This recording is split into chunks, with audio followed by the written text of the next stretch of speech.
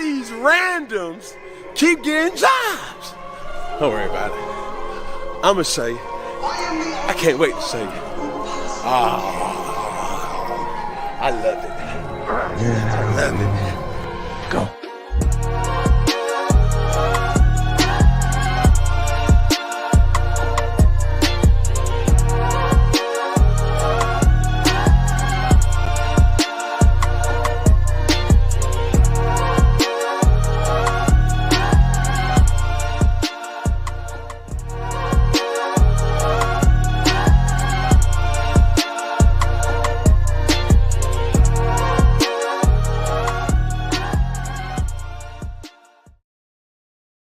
Welcome, ladies and gentlemen, to the NotBland Show, and I'm your host, Dujane Bland, and today we have a really fun show for you.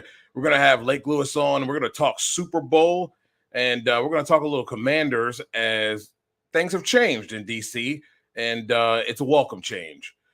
We also will have Camrie Caruso on the show, and that's going to be fun because there's a lot of testing going on today at the PRO Super Star Shootout there in Bradenton, Florida. And we'll get her thoughts on how things went today and what she's looking forward to here this weekend and as they roll into the Gator Nationals. You know, excellent week coming up here for sports. You got the PRO Superstar Shootout that will be on Saturday, not a Sunday event, a Saturday event is where the eliminations will be. And then Sunday is your Super Bowl. So should be interesting. What's going on, Briar Star? Appreciate you tuning in as always. And yes, it is very hard to believe that the season is just around the corner. It just seems like we were just talking about PRI and time just goes by fast. And as we've heard, each and every driver that have been on this show, there's really not much of an off season. You know what I mean? There's a lot of work that needs to be done. And when there's new teams that have been starting up, such as Sean Reed starting up, having Rob Wendland and Ryan Elliott over there, a lot of work that needs to be done to get ready for the season, parts, pieces, getting the car right. And then we talk about the new changes to the chassis as far as the tubing. I believe that in itself is work. And I tell you, there's plenty of work to be done, guys. Yeah, we're going to get there. We're going to get there. You'll be surprised, Briar, what I think. My man, Drag Race and Mayhem. Yeah, this pro race is going to be incredible. I love the hype was good. And I tell you, if you didn't watch the Power Hour, I was a guest there with Lee Craft, Monday Morning Racer, and I tell you, the passion that came across from West Buck and what they've been able to do, it was felt, man. Like, I was ready to try to get me a car and be in this thing. He kind of gave you that vibe of a coach that's, building you up enough to where you're ready to run through a brick wall. Yeah, I felt that passion. They put a lot of work in, and I tell you, it's definitely paying off. And it's really cool. So since we're waiting on Lake Lewis here, he'll be in here in a little bit, and we'll get to our Super Bowl talk. But I want to show you guys what the schedule looks like. Today, this is what the schedule was. They're still going at this moment as it is 7 o'clock. So there's a stock eliminator that'll be out there. There's qualifying session 2 for stock eliminator, for super stock eliminator, and a top sportsman eliminator. Those are in session 2 tomorrow, which is Friday. This is the schedule here, ladies and gentlemen. The gates will open at 9. They'll have that stock eliminator, qualifying session 3 at 9:30. You'll see there it's super stock, top sportsman. Then at 10 o'clock, there'll be a fan autograph session. Then Pro Stock comes out at 11:15 for their qualifying session. Funny car at 12, along with Top Fuel. And then you'll have the Pro Driver Skag stage at 1 o'clock. And then as you can see there, repeat. And I believe the airing was tomorrow. Today's the 7th. Tomorrow. The airing tomorrow starts at 5. So we'll get to see some stuff. If you are a Roku owner, you can get this race for the monthly cost of $29.99. I think I've heard if you do it outside of that, it's a little bit more. I cannot confirm that for certain, but that's what I've heard. And here's your Saturday. This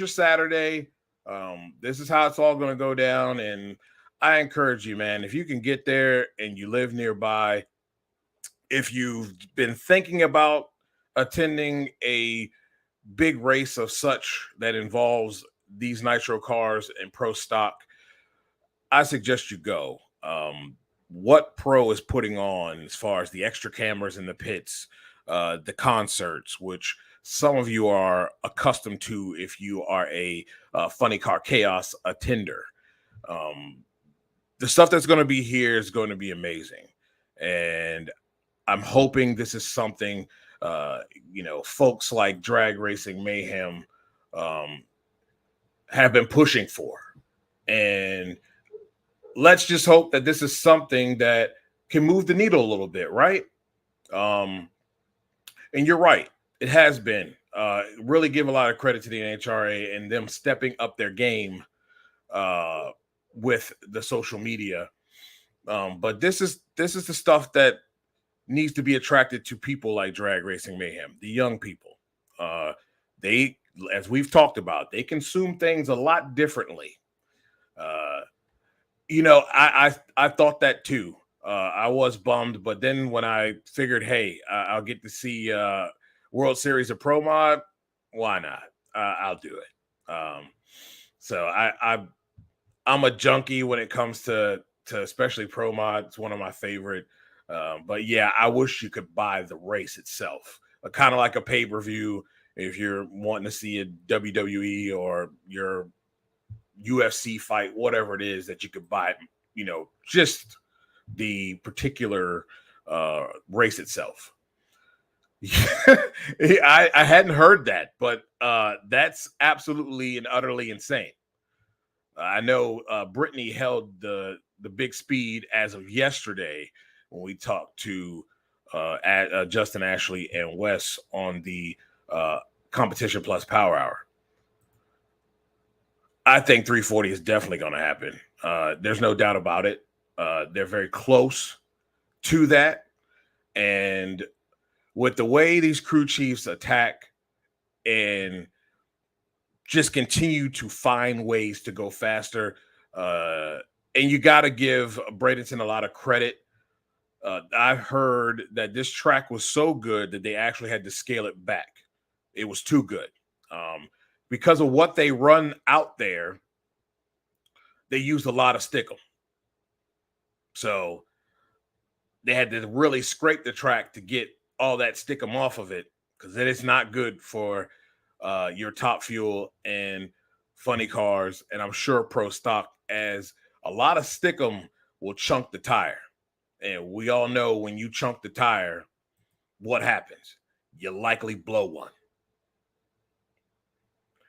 So, it's imperative that these cars have the right particular surface, and they've been working hard. I know Wes said last night he was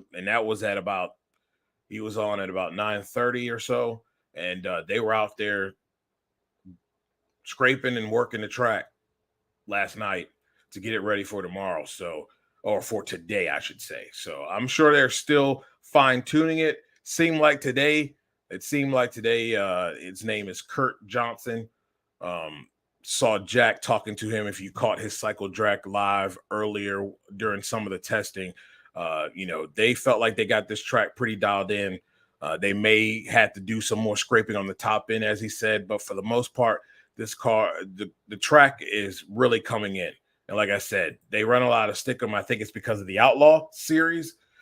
And that's not good for the big cars. Not good for the big cars at all. Yeah. I really do agree with you there, Briar. The little series that they've done, I don't know if you guys saw the two-parter with John Forrest, but that one was really good. Just caught the new one that's up with Brittany in the pits there. Um, this stuff's really cool, and I'd like to see NHRA get back to that. They had the walk to 1,000 feet, and we could come up with something else. You know what I mean? To try and get to know these drivers a little bit better, because people like me, we know most of them, but not everybody really knows them well. And we know in stick and ball sports, when you can relate to a player, maybe he's come from the same background as you, maybe you guys have kind of cut the same path in sports. Uh, you can relate, and it creates a bond with that player. That's why most people, that may be their favorite player outside of obviously play. But yeah, I think we need more of that. And let's see, you said hope other teams will be motivated by pro. Yes, I agree. Flo has done an excellent job with the underground scene and other scenes. I think they're really going to show what can be done in drag racing, and I think it'll be great. Hopefully, others are seeing this. Hopefully, just like we see with the NFL, when the first rendition of the XFL came to be, they had all these different type of camera angles, all these different, ways of viewing each play or players or sideline, whatever. And the NFL adapted to that. They have adapted to a few other things of this new iteration of what we would like to call the XFL, USFL, now called the UFL. Um, they learn, and you see all these little camera shots now in the end zone that make you think you're watching a real life video game when they get close in on a lot of these players after touchdowns. A lot of that stuff comes from the XFL and really the USFL had some things too as well. I hope they adapt some more things, but just like that, I also hope that the NHRA does the same thing. It can only elevate the sport, and that's what the intent is here, is to elevate the sport and to bring it to new heights, because it's necessary. To be honest, we're still kind of stuck in the good old days. It's kind of stale, and we have to do new things to attract new people and to attract the younger crowd in the way that they consume and watch things. So super, super excited to see the different nuances here in this pro superstar shootout. Yeah, it'll be nice. I hope so as well. It's really awesome stuff here, and we're still waiting on late. I think you had a little issue. We'll keep it going here, and we'll get right into it. Super Bowl is upon us, ladies and gentlemen, and man, I don't know if people thought that the Chiefs would be here. Man, you can look at all the different things and reasons why they shouldn't have counted them out, but you have to be honest with yourself. They didn't really look as crisp as we all would have liked.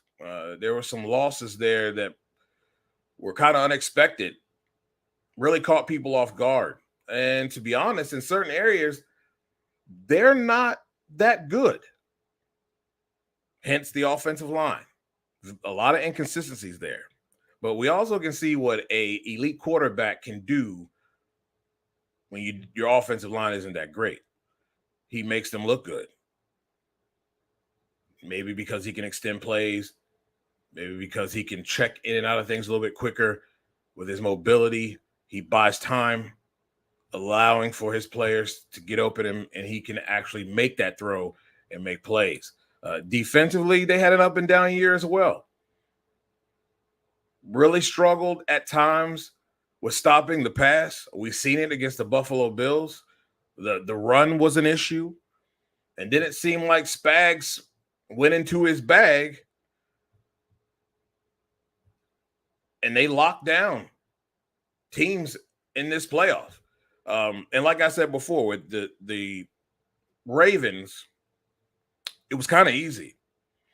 Ravens decided to go out of character and figured they were going to catch somebody off guard by passing the ball. I mean, this is the NFL, and Spags has been around a time or two. You're not fooling anybody with that, not at all. So they got out of character, decided not to run the football, and it made it easy for the Chiefs. It's pretty much a meeting at the quarterback. Real easy. And I know people are like, they did what they had to do, sure, but it does help when your opponent is basically telegraphing what they're going to do, because they only ran the ball 16 times total. That's not going to cut it. That's not going to cut it against any defense. Because, again, if I know that you're going to pass the ball, well, it's just a meeting at the quarterback. We'll take our chances if he squeezes out, hits a gap, maybe runs for 5 or 10. That likely won't happen every time because we're going to try to collapse the pocket. Maybe we'll send more than you can block. When we look at the 49ers, man, I'm telling you, the team is phenomenal when you look at them on paper. They got a lot of weapons. But my trust issue is with Kyle Shanahan. Real big trust issue. And here's why. Because Kyle has a bad tendency of getting in his own way. And we saw that earlier. I think it was against the Lions. Looked like it was going to be a runaway game.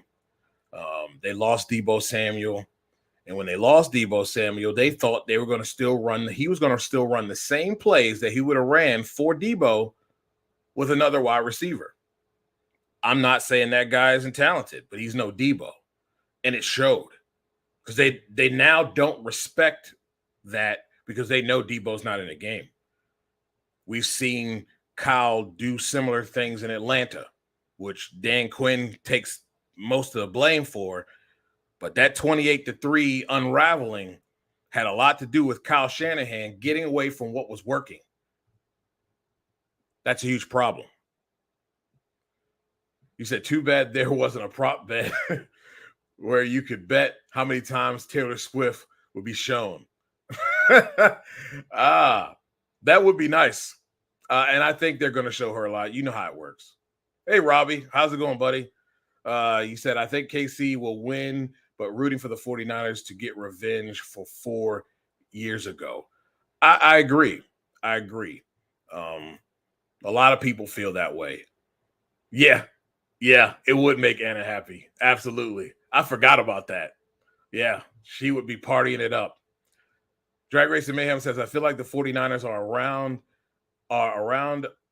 around are better, but the Kansas City Chiefs has certain areas that they are very strong at. I agree with you. And I think one area is they're going to get Gay back at the linebacker position, but that strong area, I believe, is in coaching. And that's what Spags does really well. Really puts his guys in positions to make plays and do what they do best, not beating his head against the wall, trying to run his system and expecting to get good results from players that really don't fit what you may want to do. Robbie says, I too am shocked about that Briar Star. I would have guessed that there would be a prop bet too. Yep, me too. Looks like we got Lake in the back. He's trying to get in here. Might be having some camera issues here, but we'll get him in here soon. Yeah, there's going to be a lot of it. So, as I was stating, I like the 49ers. They have very good speed on defense as well. But what we've seen out of this defense as of late is that they have struggled to stop the run in many cases. You know, you think with Fred Warner, Kinlaw, that they wouldn't have these issues back there, but those guys are very aggressive. And sometimes because of their aggression and their speed, they get caught out of position. And when you get caught out of position, you know exactly what happens.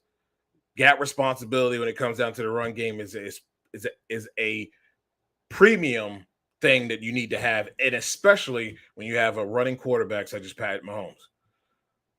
Gotta be sound in that. And if they have too much success in that running game, well, you know what happens. The defense gets on its heels. They start thinking a little bit. They're not as aggressive when they're rushing the passer because they're afraid of the run. And that's never a good thing when it comes down to Andy Reid coach team. They're just going to pick you apart.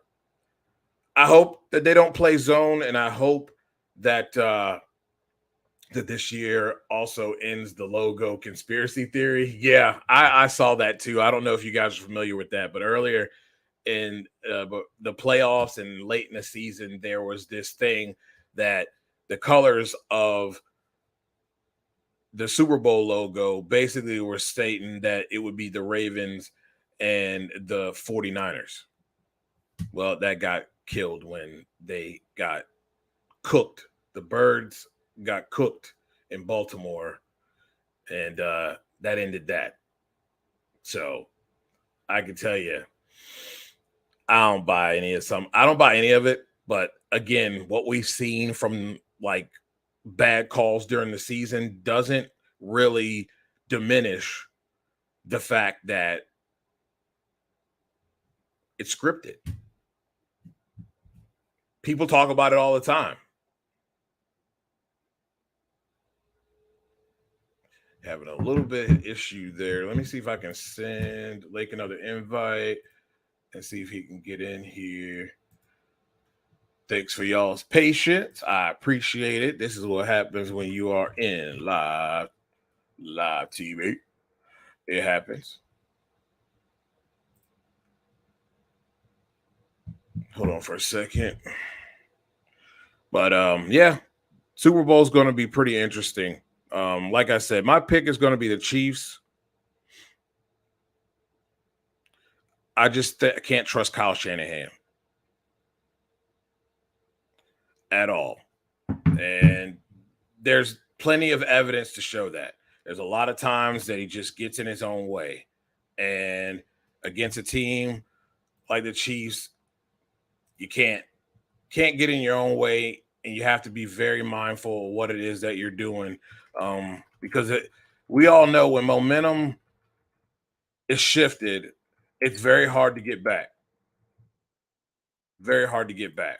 And in some cases, you never get it back. And that doesn't matter who you are. Robbie said he's picking Kansas City for the coach as well. I mean, it's hard to not, right? For the simple fact that we have to go with what we've seen. And it's a what have you done for me lately? And every time we've seen Kyle in big moments and in these situations, for whatever reason, he gets cutesy and it backfires. Here we go. We got Lake Lewis in the building. We finally got him here. And what's going on, my brother? Sorry. What's going on, man? The world of technology was giving me a tough time. Super Bowl. We're gonna talk that real quick. And I told them my pick's the Chiefs. I can't trust Kyle Shanahan.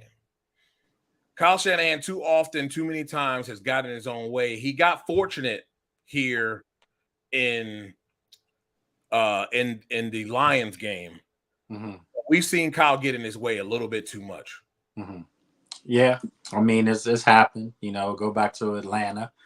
You know, didn't run the football. They should have won that Super Bowl up 28-3 a couple years ago against Kansas City. You know, they dominated Kansas City for pretty much 50 minutes of the game. Yeah. And just fell apart at the very end, you know. So I wouldn't go as far as saying I don't trust him, because I do think he's one of the best coaches in the game, Oh, definitely. creative coaches. I just think it's the guy on the other side of the field that you can't go against. You just can't. Right. Right. Mahomes, as long as he's on that sideline or on that field, those guys feel like they can win, and they know they can win, and that might be the difference come Sunday. Yeah. This is a good question here. Would you consider Kansas City a dynasty even if they lose on Sunday? Yeah, I would. Normally dynasty goes for, it's a great question, by the way, but normally it's, when you win, but just to be in that many Super Bowls and consecutive, years, and have a chance to repeat, man, I mean, they're doing something that in the modern world of parity in sports isn't supposed to happen. Right. And they look like they're kind of on a New England type trajectory. Yeah, I agree. This Sunday, it's going to be interesting. I think we got two really good teams here. Two teams that I think that are coming in playing some really good football. Mm-hmm. Who do you got? I'm taking Kansas City. I just think that the 49ers they've gritted out and grinded out some games over the last their two playoff games they probably should have lost. If they weren't against teams that, I don't want to say, let's just say the Packers and the Lions weren't experienced in those situations to put them to sleep, but they had every opportunity to. If you fall behind like that against Kansas City, you're going to bed. And Right. So for me, I think it's going to be a great football game, but I just think Kansas City, they're playing like they know it's theirs, and I just think they're going to win it. Yeah. It's something different when you have that feel and you have a team that's well coached. They mean business. You can see that in these in this Super Bowl week here. That's tough to go against. Question here: do you think Mahomes can catch Brady in the upcoming years? I do. The reason why I say that now, if you had asked me that, the halfway mark of the season, I probably would have said, it's going to have to retool. But guess what? Pacheco's come on. He's in his second year, so he's a young guy to Rutgers. You have Rice from SMU, is a rookie. So now they've kind of found the fountain of youth. Right. As far as some guys that will become their frontline players. Kelsey, we know, is getting older. He's got a lot of other stuff going on off the field as well. So it'll be interesting to see what he does. If they were to win, would he come back? I think he will. He's a football player at the end of the day. But if they can find themselves a really good second tight end, someone that Kelsey is grooming, I'm not sure if their backup now is that guy. But if they can do that, they had rookies on the offensive line. They're going to get better naturally. I just think Kansas City isn't going anywhere anytime soon.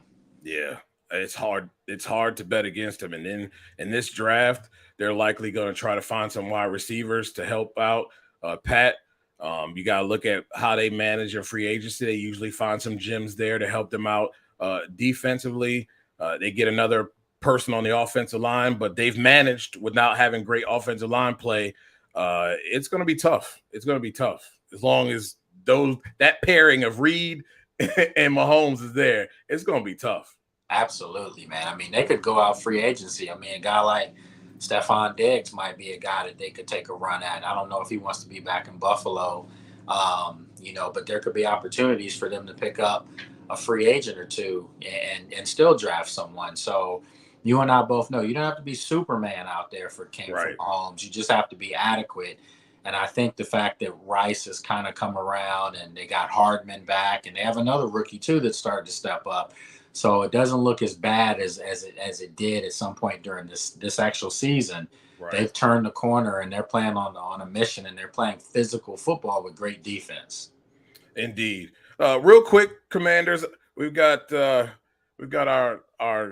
2022 Rookie of the Year back in the green room here, but I'm going to run a little 5 minutes over. Watch the Commanders get Dan Quinn. He brings in Witt Jr., Cliff Kingsbury. I saw that video of those guys walking into that room, and you've got Peters there.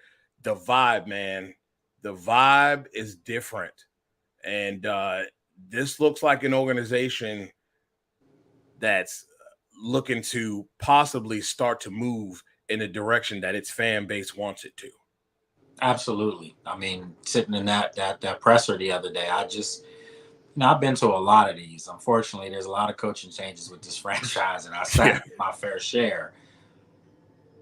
I was excited last year when Eric Bieniemy spoke. You know, a lot of people were like, "Wow, you know, that kind of made you want to get out there." I didn't feel like that when Ron Rivera went to the podium on his introductory press conference. I didn't feel like that with Jay Gruden. I didn't feel like that with Mike Shanahan. It just, you know, comes across sometimes like guys, these old school coaches it's their way or the highway, and that's the only way. That's all they know. I did not get that at all from Dan Quinn. It was a very much unison. It was Josh Harris. It was Adam Peters. They looked at each other. They talked to each other. You can tell that they really do want to be lockstep with each other. Right. And, you know, for everyone out there that's saying that Dan Quinn's Ron Rivera 2.0, you're sadly mistaken. There's absolutely no resemblance of that. When people were saying that Ron Rivera was a leader, I never threw out the term leader of men. I said he's a leader, and he needed to be a leader for the franchise, which he did. You have to give him that. Absolutely. We lost him. Hold on. Bring him back. There we go. Okay. There we go. Got you. Yeah. But Dan Quinn's a leader of men. Yeah. He's a leader of the guys on the field. And you and I both know, DJ, we've been told things by players too, that they weren't running through walls for Ron this year. Not Jack Del Rio, forget it. No. They will run through a wall for Dan Quinn. He has that kind of charismatic personality that the players gravitate towards. You know, and listen, let's face it. I mean, did things end in Atlanta the way that people thought they could? No, but he still took a team to a Super Bowl. You know, he still had some dynamic assistant coaches on that roster who are now head coaches. So he has an eye for young coaching talent, and he also delegates. He lets guys do their thing, you know, and I think that that's something that he said this year. You know, he's going to learn from all the things that he didn't do in Atlanta, and even some of the things that went well. They're going to just change everything. But I just think this is going to be a cohesive unit, and I just think that when you look at the way the NFC East ended last year, with Dallas getting bludgeoned by Green Bay in the playoffs, with the Eagles getting bludgeoned for the final 8 weeks of the season. Yeah. This is a wide open division, if you ask me. And if Washington can get who I want them to get in the draft, I really think that they could make some noise in the division. Not saying they're going to win a Super Bowl, but I don't see why. Listen, DJ, the stat is this is what, the 21st year that there's been no back-to-back winner in the NFC East. Yeah. So here the Giants and Washington are two teams that should step it up to see what happens. Exactly. I'm a real big proprietary person on the fact that there's no such thing as rebuild in this league. It is reload. And I don't know what you're thinking. I'm not one to go quarterback, but I'm gonna tell you, this is a new regime. There's a thing, and we know it. If you marry yourself to someone, it might come back to get you if it doesn't work out. Well, so listen, my friend, this is what I keep trying to tell fans. When they say, oh, you can't trade up to get Caleb Williams, the heck you can't. Yes, you can. You better do it because that's a generational quarterback. And generational quarterbacks change franchises quickly. Right. On top of that, if you were in the school of you don't get rid of draft picks, what have the draft picks done? Here. I mean, absolutely nothing. I mean, that's what I'm saying. We've seen second rounders, third rounders. They're not even in football now. Not on the roster. They're not even in the game of football. Exactly. Don't do that. Listen, you have a chance. New ownership, as you said, new coach, new GM, new offensive coordinator, new defensive coordinator. You have to come out swinging, and you have to give yourself every opportunity. You have 2 second-round draft picks. You give up one to move up. and perhaps you give up a first next year. Okay, whatever. Listen, if you can walk out of this thing with Caleb Williams and you still keep 1 second rounder and you have third rounder, you can use second and third rounder on offensive linemen. And then with all that cap space, go out and get 2 free agent offensive linemen. Exactly. And now we're having a whole different conversation. Exactly. We're going to have a little bit more conversation on this. Of course. We'll be back. Tell them where they can find you at and where they can follow you. All right, sure. You can check me out on social media, on X or Twitter, at Lake Lewis, and then on Instagram and Facebook, Lake Lewis Jr. You can check me out here on sportsjourney.com. And then, of course, you can check out the podcast, the After Practice podcast. And, you can check me out on some local TV, ABC, Yes. DC. And I've been doing a lot of stuff here locally in Richmond on the CBS affiliate. I got the hook up there in house. Yes, sir. Yes, sir. So, we're doing our things, man. Yes, sir. Man, we'll talk again soon. And, enjoy the Super Bowl. All right, my friend. Appreciate it. Sorry about the delay. It's all good. It's all good. All right. Take care, brother. Later. Okay. That's Lake Lewis, ladies and gentlemen. And now I am pleased to bring to you your 2022 Rookie of the Year. She won the 2023 Pro Star Shootout, and she's here at the Pro Super Star Shootout. It's my favorite, Camrie Caruso. How are you? Good. Thank you for having me on. How are you? Oh, I'm doing great.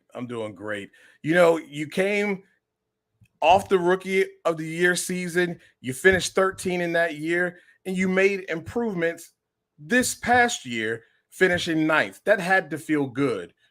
Although, obviously, we all know championships is what everybody wants, but it had to feel good to finish in the top 10 after, and showing improvement coming into 2024. It did. We switched teams. We switched a lot of things, but we kept the same crew guys. We kept the same engines. We had the same car. So we had a lot of changes, but a lot of the same in 2023. And it shaped up to be a great year. We had our first Pro Stock win, and we had the call out win. We finished better than we did in 2022. And we're super excited, but this year we're coming out swinging. We're excited for this opportunity at the pro race. We have a brand new car that we've been testing for the past month, and I think it's going to be a really good start of the year. Now, you guys got a lot of nice sponsorships, and I know we talked to Justin Ashley on the Competition Plus Power Hour, and he talked about how it really made him feel at ease having these sponsorships taken care of and solidified. I'm sure you feel the same way with all of what you guys were able to do and what you guys broke there at the PRI show. Yes and no. Maybe for some teams, they stop working at them at a certain time, but we're always working on the sponsorships. We're always working on the partnerships, seeing what we can do more B2B wise with our current partners to bring on new partners, to work in the next season coming up. There's really not a downtime in that. And if there is for certain teams, that's awesome. But I just find that doesn't really happen because you always have to be working for your current partners. Yeah. And kind of trying to find them more ways for them to make money. And this is the sponsor you have here on the pro race. What exactly do they do? So Aquaprop they deal with wet sand. They deal with cleaning sand and all of that for oil fields and everything else in line with that. We also have fuel drills with True Brands, VP, Big Jeff Audio, Bright Trailers, Vibrant, Galagos Family Racing, and Jesse. So and Hub Saver. We have a ton of sponsors on board this weekend at the pro race, and they are all awesome. We're going to have most of them out here with us this weekend. So if anybody's watching that's going to be there, they can come over, learn more about them. And there's going to be a lot of giveaways from the pit this weekend. That's going to be awesome. So today was testing. Yes. How are you guys feeling? What was your feeling? I know everybody talks about this track being the first time being down it. What exactly I saw Brittany talk about how she went out and kind of looked where to turn off and kind of got a layout of the track. What did you do when you got there? I've been to this track a lot. I've also raced this track a lot. so I am familiar with the racetrack and the layout. So I didn't have to do that, but it is great that people who haven't been here and raced here did go look, because it is different than other tracks. But I've been here a lot. I've also raced here a ton. We test here on the off season with the Pro Stock team. Yeah. But it's a whole different vibe than NHRA Nationals. It's a whole different group of people that are involved in running it. There's just a lot of differences, but I think it's going to be really good for everybody to experience something new. Yeah. I agree. We'll see how it goes, and hopefully it's good. We kick off qualifying tomorrow evening, and then we have 3 more on Friday, and then Saturday is eliminations. This chip draw, how do you feel about it? Honestly, it's cool, but I don't really care either way if it's a chip draw or a ladder. The only thing different is if it was a ladder, we'd know Friday night who we run. Since it's chip draw, we won't know till Saturday morning. And honestly, it doesn't matter, because you have to go out there and do your best no matter who you have. Yeah. Yeah. Good thing is you guys have great weather, so that means cars are going to be fast. They're going to have these cameras in the pits. I heard Brittany say that I think some of them have audio. So she's like, we're going to have a team meeting to make sure that we're saying things that we're supposed to say and not saying things we're not supposed to say. Honestly, how do you feel about it? It doesn't, I mean, yes, it's important that our guys don't say anything out of the sorts, but at the same time, if they do, that's part of the weekend. Like, that's part of the pit experience. Yeah. And if people are going to be offended by that and how they work together and how they work and communicate, then maybe they shouldn't watch. I know we want everybody to watch, but like, right. The guys work their butts off, no matter what team they're on, no matter what car they're on. If they want to say something that might not be politically correct, then who are we to tell them, oh, sorry, that's not acceptable? Yeah, I agree. I mean, it's racing, and the emotions are high, and people in this race, there's some big money on the line, so there's gonna be some things said. Honestly, that's the thing. Like, the guys have fun in between rounds. They work their butts off for all of us. They do a great job. I know my guys do. They've worked their butts off all off season. I think they were doing like 12-hour days before we left. Like, if they want to have some fun and joke around with each other in the pits in between rounds, like, I'm not going to stop my guys. If people are offended, then I guess they're offended. But they work their butts off. They should be able to say what they want. I agree. So I'm not going to tell my guys no. Because my guy, it is what it is. If they can't laugh about it, then don't watch. I agree. Now, there's another young lady coming up. I guess her name is Sienna. Yep. Wildgust. Yes. Have you met her? I've known her since she was a little girl. Wow. Okay. Our dads have raced pro mod together for years.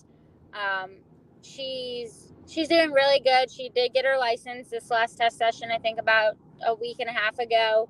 She's going to try and make her debut at Gainesville from the last I've heard. Yeah. And I'm really proud of everything she's done licensing so far. She's been doing great, and I think it's going to be really cool to have another girl in the pit to hang out with. Oh, I think it's tremendous. You guys are coming in and kicking the door down, and I love it. Have you given her any advice since you guys know each other? She's kind of leaned on you a little bit. I mean, I'm here for whatever she needs. She knows that. If I can help her in any way, she knows I will. And I mean, I think it's good for her to be able to have somebody to lean on. That's another girl that's been through it, knows what to expect. Like, hey, if you need help, like, I'm going to cheer you on and be a cheerleader and watch you run and encourage you. I'm not going to, like, hate on her for being another girl in the class. Yeah. I tell you, this pro stock whole entire group has gotten really tough now. And so many cars are winners. Doesn't matter who they are. 16th car can come in and win. does that put pressure on you to be number one precise when it comes down to, because I understand car also plays a role in reaction time, but does that put that pressure on you to make sure that you do the same thing every time so that you can leave and be the best leaver in that particular match or race? Honestly, like you said, the whole class is tough. Everybody's really great, but I try not to focus on who I'm racing. Like, it doesn't matter. You need to be the best you can be. If it's qualifying, eliminations, first round, second round, final, like, it doesn't matter. You need to be the best you can be anytime, even in qualifying and testing. So you just have to aim to be the best you can be the best lever you can be, shift the best you can, drive the best you can, and not really let it affect you to who you're next to. Like, you shouldn't try harder for one. Okay, because it's eliminations, then you shouldn't qualifying. Yes, of course, sometimes that happens. Sometimes you do worse in qualifying than you do in eliminations, and that's okay. But generally speaking, you should just give it your best no matter what. Yeah, I 100% agree. And hey, I did not know that. So, happy National Women in Sports Day to you. Cool. Thank you. How neat. I did not know that either. I had no clue. All these little national days that come up, it's like it's hard to keep up with that. It is. Really? It's so many little things. So tomorrow is qualifying. Great weather. You're going to have the race on Saturday. Does that kind of play into like what you used to do and how you came up through the ranks as far as racing on Saturday? Because I know sometimes for me, it's going to be weird to see pro cars duking it out on Saturday, but I like it though. Honestly, I don't know that the day matters. It's definitely going to be cool. But I don't know that the day matters. Like, we know that, okay, Tuesday, Wednesday, Thursday morning is testing, Thursday night's qualifying, Friday's qualifying, Saturday re-race.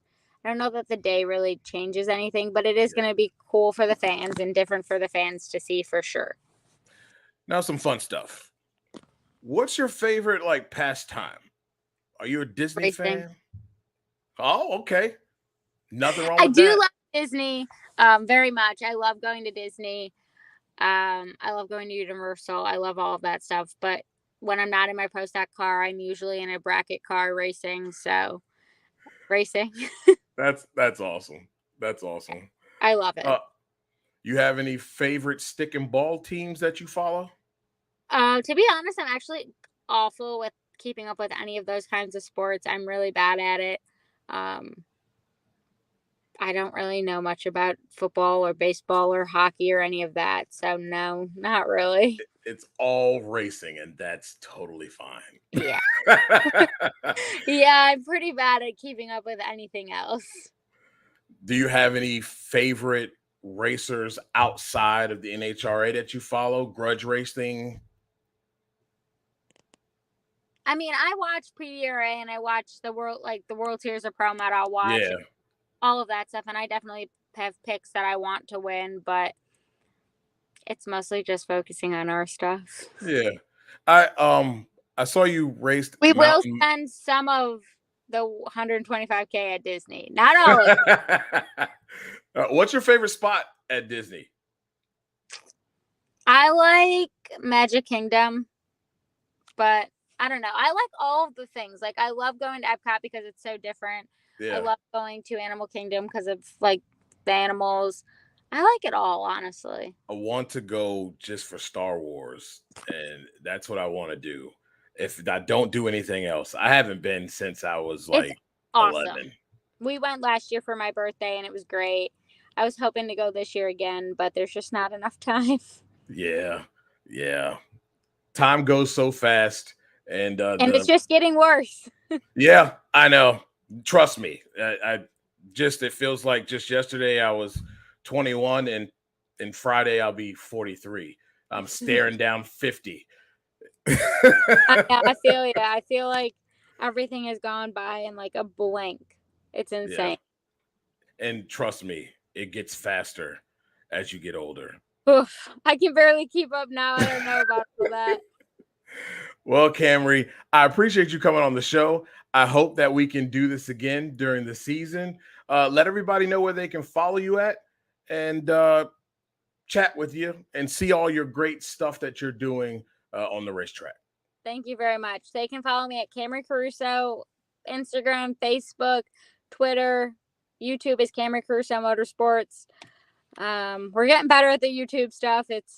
We're not fully prepared for all of that, but yep, give us a follow. We update every race weekend pretty good. And we'll definitely talk soon. Kick some butt this weekend. Awesome. Thank you so much. You're welcome. Camrie Caruso, ladies and gentlemen. I'm telling you, the class is just getting harder and harder. And I don't even know what you want to race now. Like, nothing's easy anymore. You look at funny car, tight, very tight, top fuel. I mean, I don't know how many more top fuel cars you can have. And I'm a top fuel guy. I would just go race funny car. And I don't like engines in front of me. I think we had this discussion. But I don't like engines in front of me. I would race funny car because top fuel is crowded. Way too crowded. Yeah. I'm okay. I'm thinking in the realm of who I am today, Briar, and not this 43-year-old man. I'm not going on no two wheels. I'll stick me in a car, and I'll hope for the best in that. Not this body. That's a long recovery time. Just retire and run junior tractors at this point. I really wish I had the opportunity to do that. That looks a lot of fun, especially now. I mean, these cars are just so advanced and just a lot of fun. These kids look like they're having a ton of fun. Pro Mod, maybe? Look, Pro Mod they are fun to watch. It's one of my favorite classes, but to drive, I know my limitations. And I see some of these guys, I mean, it looks like they're drawing an S as they go down the racetrack. Just the back end just washing out, and they're just staying in it all the way to the finish line. It takes some skill, man. And there's no whoopsie in Pro Mod. You whoopsie, you crash. And nah, that ain't me. I know my limitations. I mean, I love speed, but I know my limitations. Super Comp, I don't care for Super Comp that much. I would like to race in it, but my thing is I am a really huge Top Dragster fan. And that's probably where I would go if I were to drive. And I probably would not drive a nitro car. I would probably stay in the alcohol class because, I mean, you have nitro injected, A-fuelers. And that's probably where I would go. I find that class very intriguing, and it's really underrated. People really need to pay attention to, the Lucas Oil Series a lot more. There's a lot of great drivers over there. There's a lot of great competition in the top fuel, in the top alcohol, and the alcohol funny car ranks. A lot of cool stuff over there, and I really do think they deserve more time. I know it is. It really is hard to keep up, Briar. Too much at once, and that's why I say, and even Monday Morning Racer says the same thing, need to adjust our national events and these events and how they're. I agree, because it can be a marathon, right? I mean, a lot of the media knows that. It can be a huge marathon. Honestly, NHRA has too many classes. You're right. I cannot deny. It is a lot. That's why I said just needs to be some restructure and reinventing how we do national events. Because really, that was cool. We only had like a couple national events. Gainesville, the big 4, big 5. But it's not like that anymore. You know, you have a regions, you have go all over the country now. Just a little different. So that's one reason that it is hard for the mainstream media to cover all of the motorsports, having one winner. NHRA has 15 sometimes. You're exactly right, Dave. It's just too much. It makes it difficult. That's why I feel bad sometimes that I don't cover the A fuel class, but it's just a lot. It's not like the NFL. You cover 2 teams and we got 16 at the start. So it's a lot. Indeed, I agree. Well, ladies and gentlemen, I thank you guys so much for tuning into this show. You guys are awesome. Scott, everybody who's tuned in, I appreciate you guys. We're going to keep them coming. Next week, Antron Brown and Matt Hagan. So mark it down. This has been the NotBland Show. I am Dujane Bland, and we are out of here.